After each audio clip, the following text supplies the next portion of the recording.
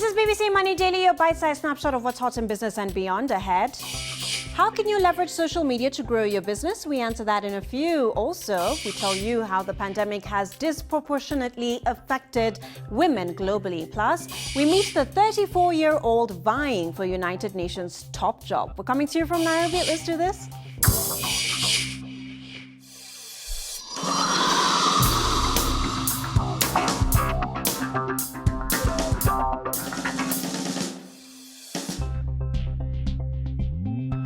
I'm Hayakawa. Money Daily starts right now. Social media has become part of our day-to-day lives, not just for catching up with friends, staying up to date with trends and news, or spying on the lives of celebrities, but also as a tool for marketing. No idea where to start with your digital marketing strategy? Well, here are some fun facts that might help you move along. Well, according to Statistica, Facebook right now is the most popular social media site with 2.8 billion active users monthly. But if your business is targeting young people, you may consider using Instagram, as 64% of the users are under the age of 34. Now, here is what is interesting. When it comes to translating all the likes and comments into the actual selling of products and services, LinkedIn might be your safest bet. As a research by Sprout says, it performs 277% better than Facebook and Twitter when it comes to generating visitor-to-lead conversations,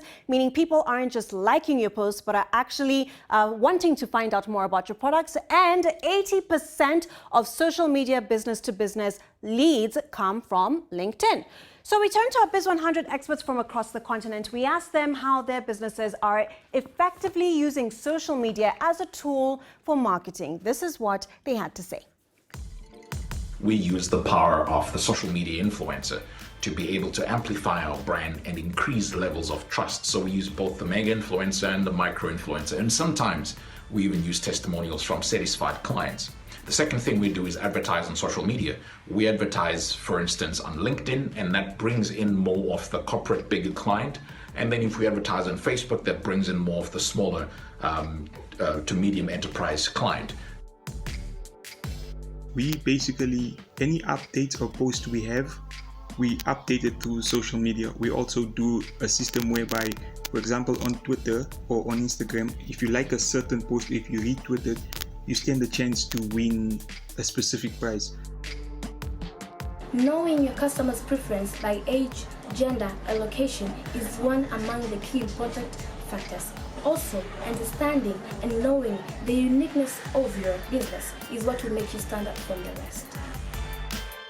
We have found that our target audience lies within Facebook, and this is where we spend most of our marketing budget and most of our efforts at.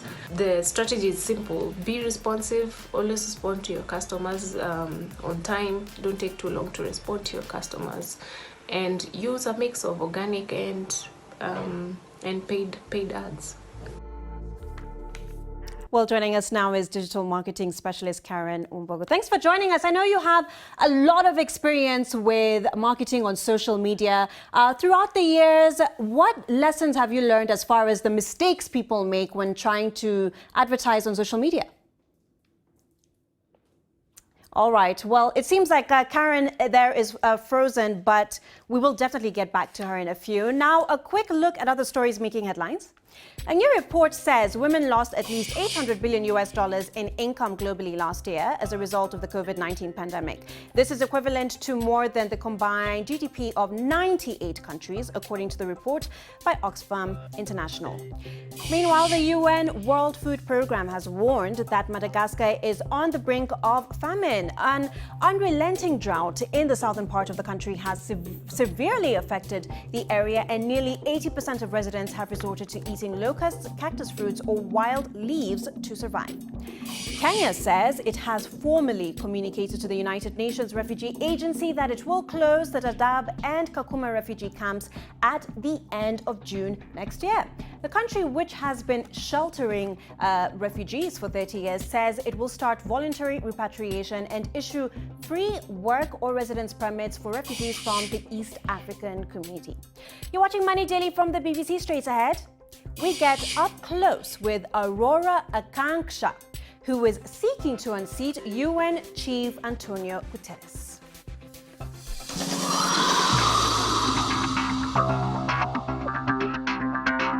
Arora Akanksha, 34 years of age, recently announced her candidacy for the United Nations Secretary-General position. She is the first known candidate to challenge the incumbent, and if she manages, well, she would be the first person to defeat a sitting candidate and the first woman. She spoke to the BBC's Georgie Ndirangu. Explain to us your thought process in applying for the job and why you think you're perfect for it. When I decided I wanted to run for Secretary General in January 2019, I invested all my time in learning about the UN, what the future UN should be, how we can serve the world in a better way. And that's what I thought we would be discussing during my candidacy after Feb 9th when I announced it. All we're discussing is basic things. Should I be on the ticket or not? And then the question is why? Why should I not be on the ticket just because of the biases that people have around my gender and my age and my work experience? And whatever they think, they can reflect that at the voting decision, but not at the nomination decision. So I think it's confronting the stereotypes, the biases in member states. An arm of the United Nations condemned a race commission report ordered by the British Prime Minister last month, accusing the British government of repackaging racist tropes, distorting history, and normalizing what a lot of people are calling white supremacy. What's your stand on this issue? This is something that is very near and dear to my heart because I'm a person of color. I can give you an example on what culture change we need at the UN. When BLM happened last year, UN Ethics Office sent a message to everyone, don't participate, it's our job to be neutral. But when it comes to something like BLM, there is no neutrality.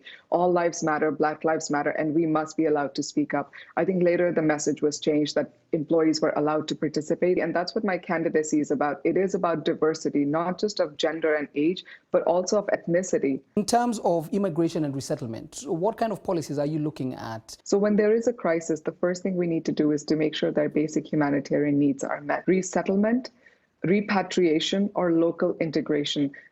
Local integration is where Uganda is a great example, where they allow refugees to work and integrate in society. And repatriation can only happen once the crisis that led them to flee their country or their residence can be resolved. Right, you've said in the past that the UN is not slow in terms of decision making, but in terms of implementing, once a decision is agreed upon, that's where the issue lies. So how do you intend to fast track this?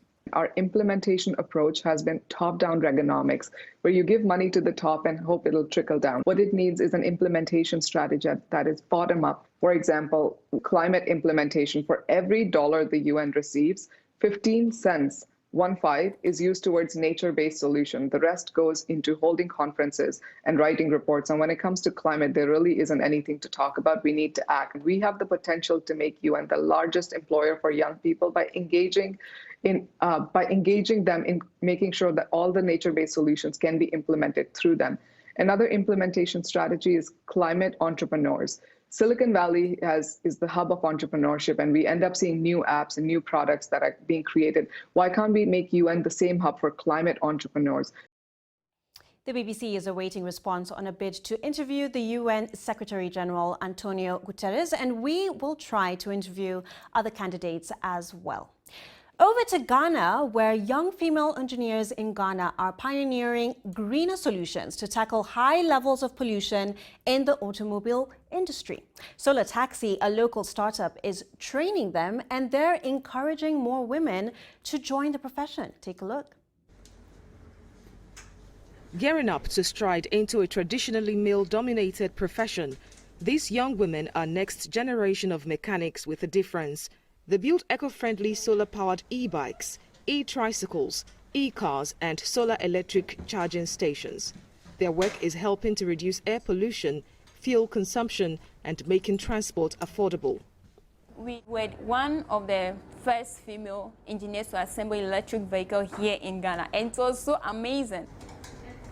It feels so great being a female working in the innovative industry to provide something great for the country. I feel like I'm part of a family that is bringing new ideas, a family that is going to make history. I feel great being part of this new innovation that is coming to the world.